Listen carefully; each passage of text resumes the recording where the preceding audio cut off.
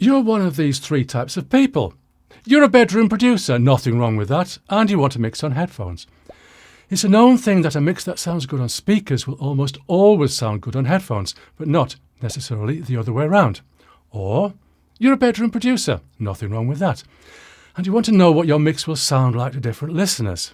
Or you're an audiophile, and you wonder what it would be like to listen in different studio environments.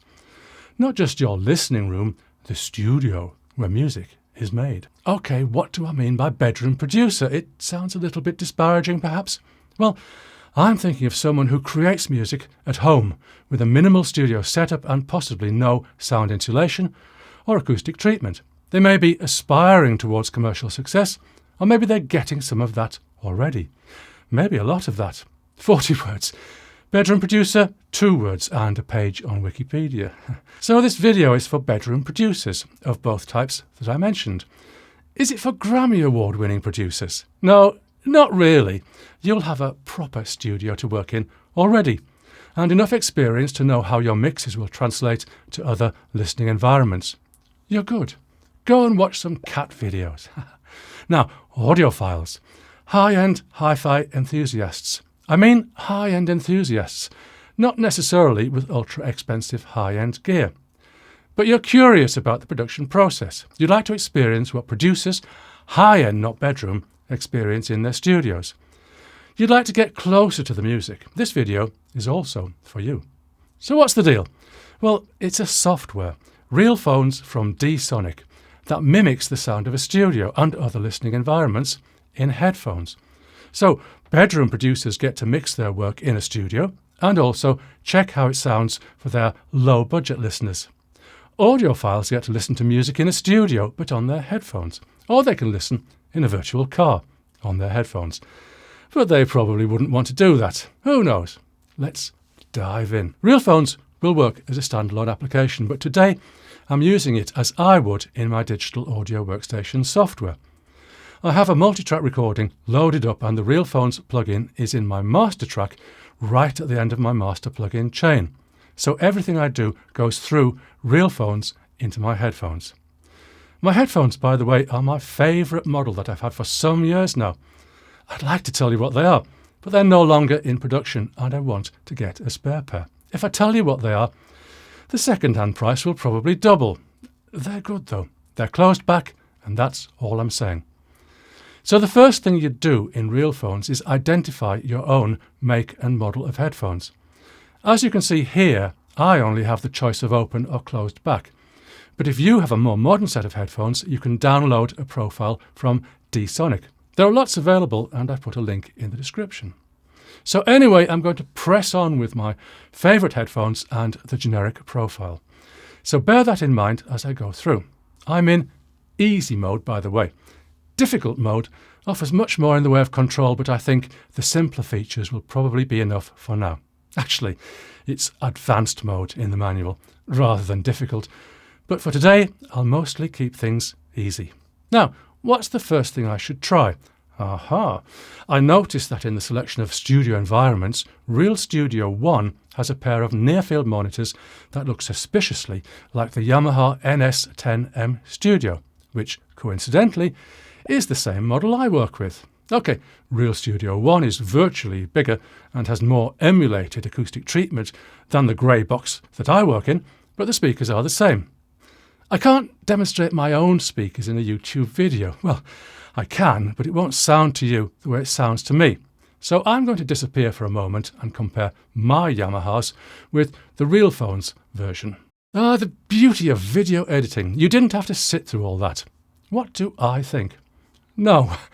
It's a no. They don't sound the same at all. But we need to look into this and try to work out why. The first thing I noticed is that the Realphones NS10Ms are brighter than mine. Two things might account for this. One, perhaps my headphones are brighter than Realphones' generic model expects. This is quite possible. Two, perhaps the speakers are modelled on the NS10M, not the NS10M Studio. The original NS10M is known to be bright, and producers would put tissue paper over the tweeters to calm them down. Yes, that was a thing. Another difference was the stereo imaging. My speakers gave me a wider stereo image than the Realphones version. I don't see this as a problem because in my workroom I'm closer to the speakers than I would be if there were a hulking great mixing console in between. What should be an equilateral triangle with the two speakers and me at the corners is a bit on the flat side. So the Realphones version is probably closer to what you would hear in a studio. Yes, I could move back, but that brings me to my third point of difference. I can hear more room in my room than I can in the Realphones Real Studio One in my headphones. Again, I can understand this. I do have acoustic treatment, but like just about everyone with a home recording studio, I haven't paid enough attention to the low frequencies. Hence, I hear more ambience rather than actual reverberation, I'd say, at low frequencies than I should. I imagine that Real Studio One has proper acoustic treatment modelled in. So let's get into some demonstrations. I have to stress that you must listen on studio quality headphones. These demonstrations absolutely will not work on speakers, and definitely not on your phone speaker. Yes, I read my comments. That's how a lot of people listen. Earbuds, well, if they're quality enough, they might be okay. Take the demonstrations as a hint rather than a guide. So, since I'm in Real Studio One, I think I should mention the 3 sets of monitors, near, mid and far, and give you a quick explanation. In the olden days, there would be what we'd now call main monitors. These would be large, high-quality speakers that could blast you to the other side of the room with a single kick drum hit. There would also be a grot box to simulate the sound of a transistor radio. What we used to call a transistor radio because they could be small and portable with a corresponding small and portable sound. Don't worry, Realphones has these too, and we might take a listen later. But the problem was that if a producer worked in different studios, each would sound different in both speakers and acoustics. So the near-field monitor was born, a reasonable quality hi-fi bookshelf loudspeaker that a producer could carry around, and of course the Yamaha NS10M was the archetype. As well as providing a consistent sound from the speakers from studio to studio, placing them in the near field where the direct sound is louder than reflected reduces the influence of the studio's acoustics. Win-win. And of course, midfields were invented to fill the gap in between. Too heavy to lug around, but actually usually in the near field too. And of course, small near fields replicate the sound of bookshelf speakers, because they are. And midfield speakers emulate decent home hi-fi. No one has main monitors in their home, so arguably, what's the point? So here's my track. Roughly mixed on my headphones, as though I can't afford decent speakers. Or my neighbours are sensitive to noise, or my cat is asleep and will want attention if it wakes. Don't worry, I'm not going to sing. I've muted the vocal track. I'm going to use Real Studio One with the main monitors in the far field. Now, here's a point. Normally when I'm mixing, I keep up an awareness of the potential problems in my system. My NS10M studios are small, closed box and don't have much of a bass response. It will be very easy to put too much bass into my mix to compensate. So I don't. I restrain myself from that. Also, although the Yamahas are very clear, which is why I like them, they have a known mid-range frequency response issue, so I keep that in mind too. Also, because of their clarity, I need to consider to make things extra clear because most listeners won't have so much clarity. Some of them will need all the clarity they can get. But with Realphones, I'm going to imagine I'm in the best studio in the world, with the best main monitors in the world. I mean, why not? I'll just balance things the way I think sounds good, and I won't consider anything else. Nothing's holding me back. So here's what I've made.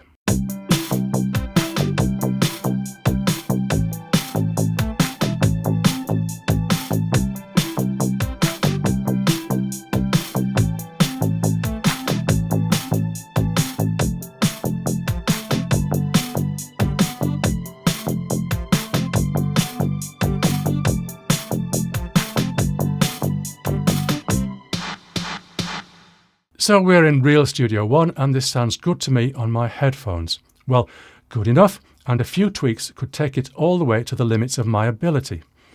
But rather than wait until I've done all the tweaking I can do, and then find out that Realphones can point out some deficiencies, this, I feel, is the time to start exploring listening environments. Firstly though, I should compare Realphones-in with Realphones-out. How much difference does it make? I'll click Realphones-in and out as I play through.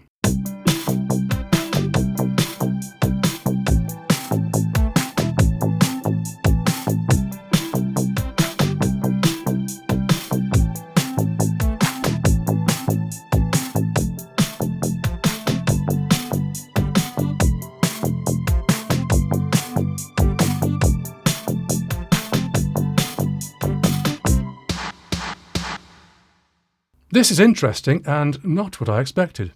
There's one problem, that with Realphones-in, the audio seems to me to be a little bit quieter than with it switched out. There's a handy fader there that I ought to be able to use to compensate, but it's active whether Realphones is in or out. I could have used the bypass outside of the plugin, but usually if there's a bypass button inside a plugin, it's there for a reason, so I'll stick with it. Other than that, the biggest difference is that with Realphones-in, the stereo image is narrower and tighter, and the individual instruments seem more focused. I'd have thought the other way round because of the studio acoustic, but no, we are where we are. I prefer the sound with Realphones-in. Okay, so Realphones has made my mix better. Maybe not. You're supposed to mix through Realphones, then switch it out to bounce your finished product. Realphones is there to help you make good judgments, not polish your finished sound. So in this case, I think I've just made my mix worse. Without Realphones, I'd have made different decisions and the mix would sound better to me in my headphones. But, if I took my mix, Realphones switched out, to this studio, Real Studio 1, and played it, it should sound exactly as I heard it through headphones as I was mixing. Realphones is right and my headphones are wrong, I think. So what if I play my mix without Realphones through my speakers? I'll do that and give you my subjective judgment. I can't play this for you because it won't make any sense. You'd have to be here in person, and you can't all fit in. Oh dear, I've done that. My mix, again, sounds better with Realphones switched in. Realphones should have helped me make good judgments while I was mixing, but needs to be switched out to bounce the final product. The problem is that, in this instance, the final product sounds better to me with Realphones switched in. No one's going to notice. I'll bounce it with Realphones switched in. Actually, there's nothing stopping anyone doing that, and if Realphones can work to enhance your mix and you bounce it with it switched in, well, just do it. You should do anything that makes your work sound better. Now, this is just one example. It's just one track. I'm just one person with old person's hearing. I've only used one pair of headphones with a generic profile. I've only compared on one pair of speakers in one room with only one of Realphones' settings. This is why you should try it yourself with the 41-day free trial. 41 days is generous compared to most free trials, but I have a feeling that this software will take a lot of getting used to use it to its best advantage. Despite my one slightly problematic test, the concept is good. One more point that popped out of my subconscious while I took a break from listening is that my mix, judged through Realphones and bounced with Realphones switched out, may not sound so good to me in my room, but in theory, it should sound better in more different listening environments than a mix that I made without the help of Realphones. That might be interesting to check, but for now, I'll move on. Now, that's one use of Realphones, to mix on headphones as though you're in a real studio. Another use that's quite different, but equally, and perhaps more important, is to listen to how your mix sounds in other environments. It can't be said too often that if your mix only sounds good in your studio, it is not a good mix. It should give the listener as much pleasure as possible in any listening environment. This would include your studio. You want to enjoy your own work, of course. And then there's hi-fi audiophile level, or domestic compromise, then bookshelf loudspeakers, not such a thing now we have smart speakers and all-in-ones, television, radio, car audio, headphones, earbuds, over-the-ear earbuds, so many different ways to listen. Oh, and the good old mono phone speaker, which my commenters tell me is a thing. Your song has to come across to all of these listeners and give them pleasure. So I'm going to click through a range of settings to hear what the differences are. I'll put a little progress bar down there so you can skip through when you've heard enough.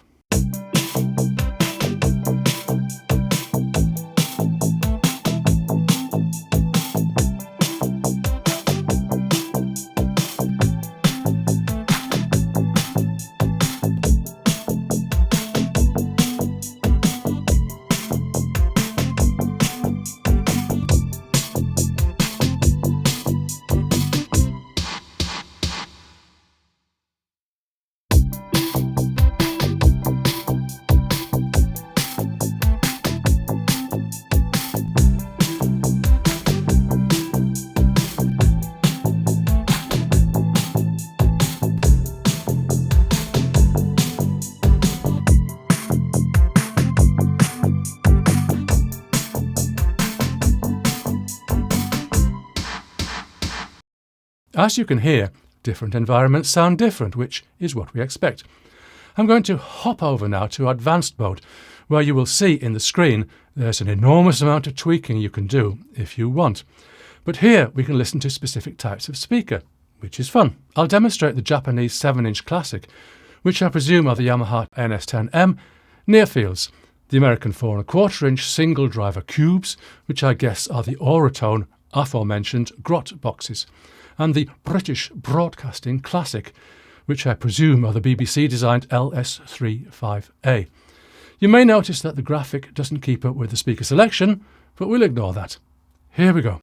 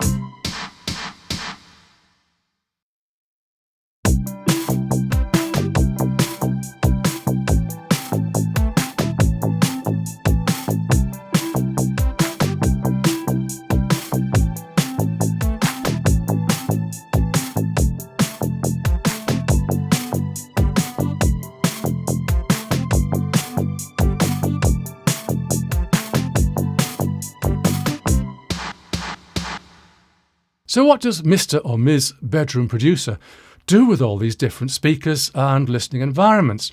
Well, the answer to that is to make a good mix, with or without Realphones.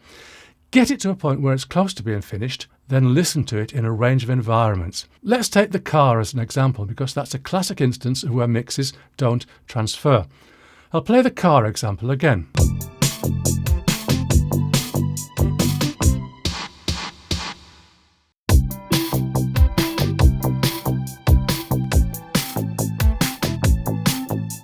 It doesn't sound too bad in the car, even on the dirty setting, but often a mix that sounds great in the studio sounds terrible in the car. Suppose you had this problem: great mix in the studio, terrible mix in the car.